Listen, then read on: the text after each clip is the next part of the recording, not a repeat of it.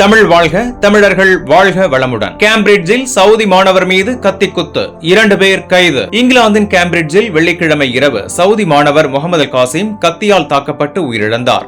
20 வயதான இவர் mill park பகுதியில் காயமடைந்த நிலையில் கண்டுபிடிக்கப்பட்டார்.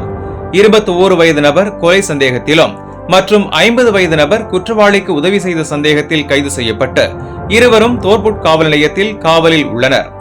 EF மொழிப்பள்ளி மாணவர் ஒருவர் உயிரிழந்ததாக அறிக்கையில் உறுதி செய்யப்பட்டுள்ளது. தற்போது வரை சம்பந்தப்பட்டவர்களிடமிருந்து தகவல் கிடைக்காததால் போலீசார் தகவலுக்கு அழைப்பு விடுத்துள்ளனர். கேம்பிரிட்ஜில் சவுதி மாணவர் கொலை ஒரு தனிப்பட்ட தாக்குதல் என EF பள்ளி தெரிவித்துள்ளது. மாணவர்களின் நலனுக்காக ஆலோசனை வழங்கப்படுவதாகவும் விசாரணை நடைபெறுவதால் மேலும் கருத்தளிக்க முடியாது என்றும் தெரிவித்துள்ளனர். தகவல் உள்ளவர்கள் www.camps.police.uk அல்லது 101 மூலமாக போலீசாருடன் தொடர்பு கொள்ளலாம்.